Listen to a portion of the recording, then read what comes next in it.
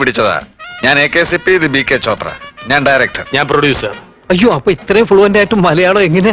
ഞങ്ങൾ യഥാർത്ഥത്തിൽ മലയാളികളാ. ഹിന്ദിക്കാര് പാരവയ്ക്കാതിരിക്കാൻ വേണ്ടി ചുമ്മാ സിപ്പി എന്നും ചോപ്ര എന്നൊക്കെ പേര് മാറ്റിയത്. ഇത് സാറന്മാരുടെ ആദ്യ മലയാള പടമാണോ? അതെ, ചിലപ്പോ അവസാനത്തേതും. അതെന്താ സാർ? താനൊക്കെ എല്ലായിടും അഭിനയിക്കുന്നത്. എന്താവും ഗതി എന്ന് ആർക്കറിയാം. നന്നാവും സാർ. ലാലേട്ടന്റെ ഡേറ്റ് കിട്ടിയോ? ബാലേട്ടൻ? ഗോപിയേട്ടനാ? അല്ല, ലാലേട്ടൻ, മോഹൻ ലാലേട്ടൻ. സാർ, ലാലേട്ടൻ ഇപ്പൊ എന്ത് റേറ്റാ വാങ്ങുന്നത്? 10 ലക്ഷോ 15 ലക്ഷം? Bloody fool. മോഹന്റെ റേറ്റ് അറിഞ്ഞിട്ട് തനിക്ക് എന്താ കാര്യം? തനിക്ക് തന്റെ കാര്യം നോക്കിയാ പോരോടെ. സോറി, ക്ഷമിക്കണം സാർ. ഇനി ഇതുപോലുള്ള വിഡ്ഢി ചോദ്യങ്ങൾ ചോദിക്കരുത്. ഇല്ല സാർ. ഇനി കാര്യത്തിലേക്ക് വരാം. പോഷ് ഹോട്ടൽ ലൈഫ് ഞങ്ങൾ മടുത്തു കഴിഞ്ഞിരിക്കുന്നു. ലൊക്കേഷൻ നോക്കി തീരും വരെ വളരെ ലളിതമായ ഒരു താമസ സൗകര്യം സംഘടിപ്പിച്ചു തരാൻ തനിക്ക് പറ്റുമോ? സാറന്മാര് ദേഷ്യപ്പെടരുത്. ഇല്ല. വിരോധം ഇല്ലെങ്കിൽ സൗകര്യമൊക്കെ വളരെ കുറവാ. ഞാൻ താമസിക്കുന്ന വാടക വീട്ടിൽ അവിടെ AC ഒന്നുമില്ല. മതി മതി. സൗകര്യം ഒട്ടുമില്ല എന്ന് തന്നെ ഓ പറയാം. മതി മതി.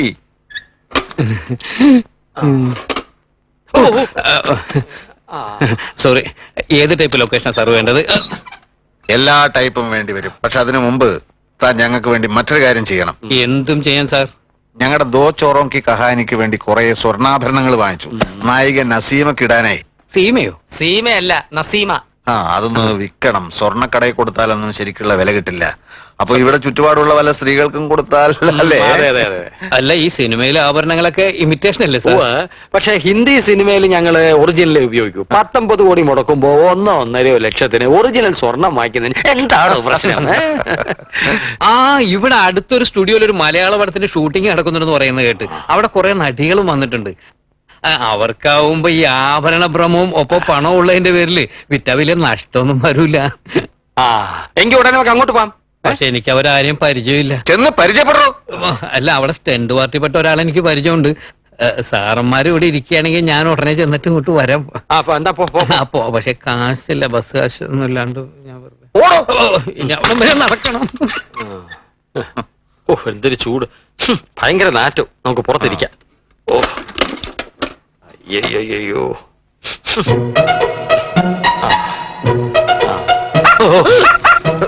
ഒരു പന്ന പട്ടി പെറ്റി കിടക്കുക.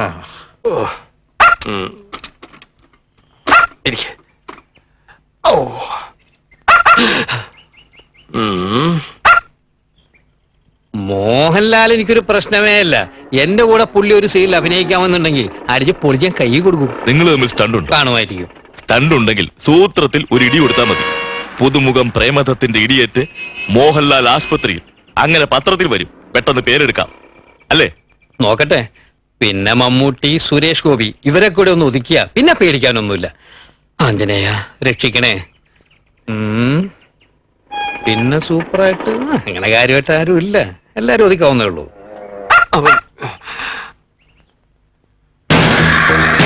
ധർമ്മ, അവൻ വരുന്നു. സ്റ്റണ്ട് വരുന്നു.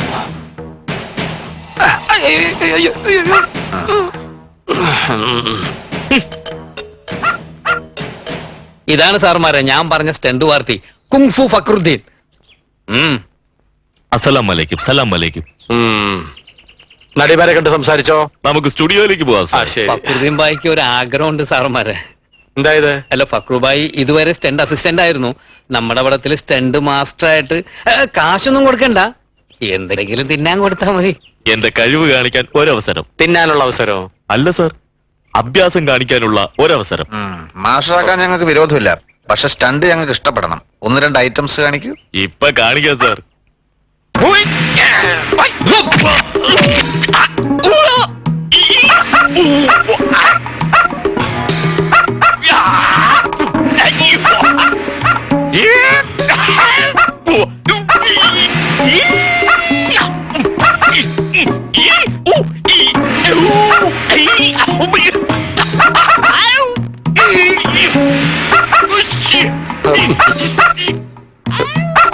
പട്ടി പട്ടി.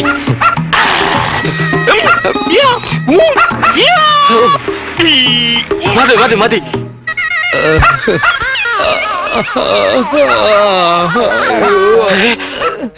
എന്താ തൊഴിച്ച് ഇവൻ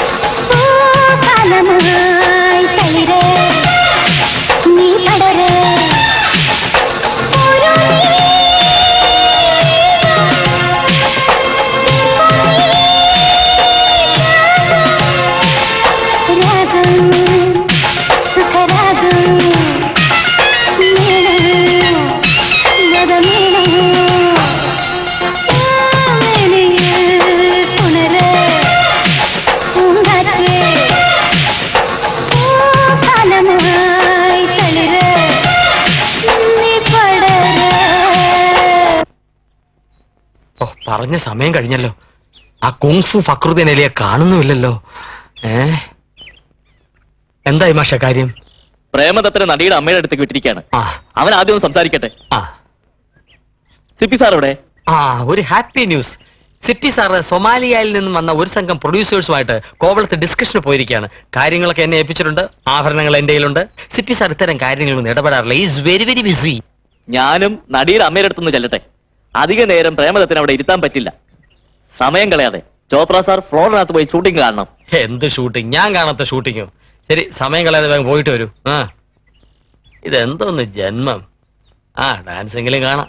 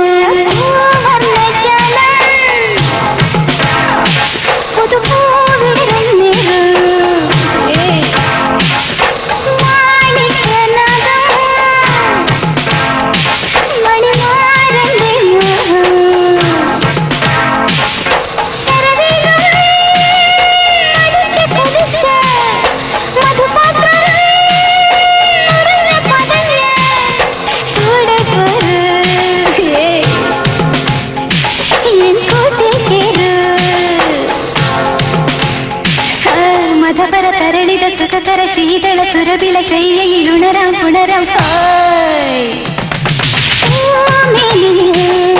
പുണരേ പൂങ്കാറ്റേ കാലമായി തളിരേ നീ പടരേ. ഇനി ക്യാമറ വെച്ചോ. ഞാനൊരു ഡയറക്ടറാണ്. ഒന്ന് വേഗട്ടെ. കുങ്ഫു ഫക്രുദ്ദീനലി കുറച്ച് ഓർണമെന്റ്സിന്റെ കാര്യം പറഞ്ഞിരുന്നു. ഈ ഓർണമെന്റ്സേ ആരാ? മനസ്സിലാത്ത ഷൂട്ടിംഗ് കാണാൻ വന്നതാ? ഷൂട്ടിങ്ങും കാണാമല്ലോ. ഷൂട്ടിംഗ് കാണാൻ വന്നവൻ കസേരക്കറി ഇരിക്കുക. കസേര ഇരിക്കാനുള്ളതല്ലേ, കിടക്കാനുള്ളതല്ലോ. എണീക്കണം മിസ്റ്റർ. ഞാൻ ഹിന്ദി സിനിമയുടെ തെലുങ്ക് സിനിമയുടെ എണീക്കണോ? ഞാനൊരു ഡയറക്ടറാണ്. ഡയറക്ടർ ഇങ്ങനെ ഷൂട്ടിംഗ് കാണാൻ ഇറങ്ങി നടക്കുക. ഒന്ന് പോണം മിസ്റ്റർ. പോവാനെ പോടോ. അവന്റെ ഒടുക്കത്തെ പേടി. തള്ള എന്ത് പറഞ്ഞു? ആഭരണങ്ങൾ വാങ്ങുവോ? എന്താ മാഷേ? ആ സ്ത്രീക്കൊരു സംശയം. സാറുമാരെവിടുന്നോ കട്ടോണ്ട് വന്നതാണത്രേ. അവർക്ക് വാങ്ങാൻ താല്പര്യമില്ല. പോലീസിനെ വിളിക്കുമെന്ന്. എനിക്ക് വലിയ വിഷമമായി പോയി സാറേ. എനിക്കും വിഷമമുണ്ട് മാഷെ. ആഭരണങ്ങൾ വാങ്ങുന്നില്ലെങ്കിൽ വേണ്ട. കട്ടോണ്ട് വന്നോ കടത്തിക്കൊണ്ടുവന്നോ ആ തള്ള എന്തിനാ അറിയണം? എവിടെ തള്ള? എനിക്കൊന്ന് കാണണം. മാന്യമാരെ പറ്റി അവരെന്താ വിചാരിച്ചു? അട്ടിച്ചവരുടെ അണപ്പൽ തെറിപ്പിക്കും ഞാൻ. അയ്യോ വേണ്ട സാർ. എന്താ വെപ്പുമല്ലാണോ? എങ്കിൽ അടിക്കുന്നില്ല. എന്നാലും ആ തള്ള ഒന്ന് കാണണം. അയ്യോ വേണ്ട. അവര് കുളിക്കാൻ ശരീരത്തെ എണ്ണ തേച്ചുകൊണ്ടിരിക്കുകയാണ്. മോള് എണ്ണ തേച്ച് കുളിക്കുകയല്ലോ. അല്ല, ഡാൻസ് ചെയ്യാണ്. അവളെ കണ്ടാലും മതി. അയ്യോ വേണ്ട സാർ. താൻ കൈവിടറോ? ആഹാ. അയ്യോ വേണ്ട. എനിക്ക് നിങ്ങളെ ചാലിച്ചും വേണ്ട, ഒന്നും വേണ്ട. ഞാൻ പോവുക.